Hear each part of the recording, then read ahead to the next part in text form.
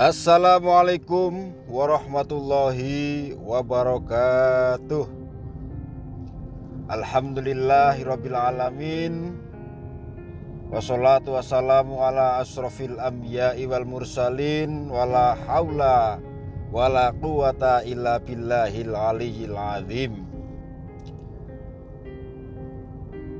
Sahabatku semua, pecinta Lantaran Official atau Lantaran SMTV yang dirahmati Allah, pertama-tama mari kita panjatkan puja puji syukur kehadirat Allah Subhanahu wa ta'ala, yang mana pada kesempatan kali ini telah melimpahkan rahmatnya, hidayahnya, taufiknya, sehingga kita dapat berjumpa kembali dengan tiada halangan suatu apapun. Maka dari itu mari kita bersama-sama mengucapkan syukur kita kepada Allah dengan lafal Alhamdulillahirabbil alamin. Yang kedua, sholawat serta salam semoga tetap tercurah kepada baginda Nabi besar Muhammad Sallallahu alaihi wasallam. Semoga dengan kita sering-sering bersolawat, memperbanyak sholawat, itu menjadikan sababiahnya kita menjadi salah satu golongan umatnya Rasulullah, yang dirindukan Rasulullah, yang dicintai Rasulullah, dan menjadi golongan daripada hamba-hamba Allah yang dicintai oleh Allah Subhanahu wa ta'ala, sehingga kita semua bisa mendapatkan syafaatnya Rasulullah baik di dunia maupun di akhirat nanti. Maka dari itu mari kita bersama-sama kita lantunkan sholawat dengan bacaan Allahumma sholli ala Sayyidina Muhammad wa ala ali Sayyidina Muhammad. Lalu yang ketiga, saudaraku, ya, yang ketiga saya di sini akan membahas ya bagaimana cara kita meyakinkan Allah supaya hajat kita mudah terkabul, hajat kita terijabah oleh Allah. Itu kita harus meyakinkan Allah, ya. Apakah Allah perlu diyakinkan? Bukankah Allah itu maha mengetahui dan maha melihat segala sesuatu? Betul, Allah memang maha melihat, Allah maha mengetahui. Cara meyakinkan Allah supaya hajat kita itu mudah terkabul, supaya hajat kita itu dipercepat oleh Allah untuk terkabul, cara meyakinkannya Allah yaitu dengan perbuatan kita. Kalau yang dulunya kita itu pendosa, yang dulunya kita itu ahli maksiat, yang dulunya kita itu sering meremehkan sholat, yang dulunya itu kita sering meninggalkan sholat, menganggap sholat itu gak guna, mulai sekarang kita buktikan kepada Allah, ya, kita buktikan kepada Allah bahwa kita benar-benar sudah bertaubat. Jadi perkara hajat itu mudah sebenarnya, ya, menurut Allah itu sangat mudah. Tapi terkadang kitanya yang tidak bisa meyakinkan Allah, dan kita datang ke Allah hanya ketika butuh. Nah, itu yang membuat sulit terkabulnya hajat seperti itu, saudaraku.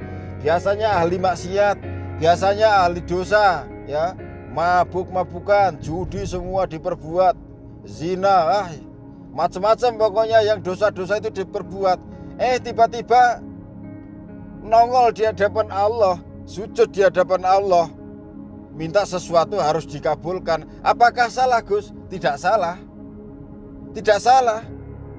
Walaupun pendosa, walaupun banyak maksiat, ketika meminta sesuatu, memohon kepada Allah itu bagus. Cuman kan kita juga harus pakai etika. Begitu, saudaraku. Jadi kita datang ke Allah itu jangan hanya ketika kita butuh saja, tapi sewaktu-waktu kita harus datang kepada Allah, baik dalam keadaan susah maupun senang, dalam keadaan sakit maupun sehat, dalam keadaan lapang maupun sempit, kita harus datang ke Allah. Kalau Allah minta kita datang, datang. Allah nyuruh kita, ya berangkat kita. Apa yang disuruh oleh Allah, apa yang diperintahkan oleh Allah, kita jalani. Jadi etikanya seperti itu. Jangan ketika kita gak begitu membutuhkan sesuatu, kita lupa sama Allah, ya. Maksiat jalan terus, dosa jalan terus. Tapi begitu ada sesuatu yang merasa dirinya tidak mampu mengatasi masalah tersebut atau sedang mempunyai hajat yang besar yang sekiranya dia tidak bisa menggapai hajat tersebut, baru datang sujud-sujud ke Allah, itu namanya nggak punya etika. Jadi kita meyakinkannya Allah itu jangan cuma omongan, ya Allah saya mau tobat, ya Allah sekarang saya tobat ya Allah, tapi tolong kabulkan doa hamba pengen ini, hamba pengen itu, tolong ijabah ya Allah. Itu tidak cukup seperti itu, saudaraku, tidak cukup. Jadi kita diam, tapi kita buktikan, kita yakinkan Allah itu dengan perbuatan kita. Hati kita yang ngomong, ya Allah mulai detik ini hamba taubat. Tapi setelah ngomong seperti itu ya kita berubah. Yang biasanya berbuat dosa ya dikurangi, kalau perlu ditinggalkan. Kalau 100% biasanya sulit, kalau langsung 100% ya sedikit demi sedikit dirubah sikapnya, kata-katanya, kelakuannya, ya dirubah. Jadi usahakan hari ini itu lebih baik daripada hari kemarin, dan hari esok harus lebih baik daripada hari ini. Ya, itu cara meyakinkan Allah bahwa kita benar-benar sudah bertobat. Lah kalau kita benar-benar sudah bertobat dan Allah yakin, karena Allah Maha mengetahui, Allah yakin, oh ini benar-benar hambaku sudah tobat. Terkadang saudaraku ya, kita punya hajat belum sampai meminta pun udah dikasih sama Allah. Apalagi kalau kita minta, apalagi kalau kita ritual khusus untuk menghadirkan hajat tersebut. Kita sujud ke Allah, kita meminta kepada Allah, itu jangan hanya ketika kita butuh, tapi dalam keadaan seperti apapun. Apa yang Allah perintahkan kita jalankan, apa yang Allah larang kita tinggalkan. Gitu saudaraku ya. Jadi kalau mau hajat kita terkabul, keinginan kita terjawab oleh Allah, ya kita yakinkan Allah. Ya, waktunya sholat, waktunya zikir, waktunya kerja. Ya, jangan mentang-mentang wah semua sudah di tangan Allah, semua sudah rencana Allah, semua sudah ditakdirkan oleh Allah, lalu kita hanya tidur, kita hanya makan, udah gak mau kerja. Walaupun memang benar rezeki itu yang ngatur Allah, tapi kan harus ada lantarannya, ada ikhtiarnya. Ya, kita diwajibkan berikhtiar, berusaha. Nah nanti di dalam ikhtiar tersebut, di dalam usaha tersebut, Allah menghadirkan rezeki-rezeki yang kita inginkan, yang kita butuhkan. Seperti itu saudaraku. Seperti hajat, yang asmara, yang soal ekonomi itu juga sama ya. Jadi kita harus berusaha, kita harus berikhtiar. Salah satu usahanya, salah satu ikhtiarnya adalah memperbaiki diri, bertobat kepada Allah atas segala dosa-dosa yang telah lalu. Jangan mengulangi kesalahan yang sama ya. Yang biasanya meremehkan sholat, jangan remehkan sholat.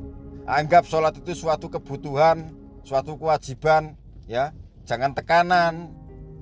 Kalau kita sudah bertobat kepada Allah dan sungguh-sungguh taubatan nasuha, segala dosa kita diampuni oleh Allah, langkah kita dipelihara oleh Allah, dan kemanapun kita selalu senantiasa dalam naungan ridha Allah Subhanahu Wa Taala, insya Allah hajat apapun akan terkabul, saudaraku. Ya, jadi kalau walaupun nangis darah ini itu, kalau kita masih banyak maksiat, banyak dosa, nggak mau sholat, nggak mau melaksanakan apa yang Allah perintahkan, ya sulit. Gitu saudaraku ya. Kurang dan lebihnya mohon maaf. Terima kasih atas kebersamaannya. Mohon maaf atas segala kekurangannya. Saya akhiri, wabillahi taufik wal hidayah, waridho wal inayah. Wassalamualaikum warahmatullahi ta'ala wabarakatuh.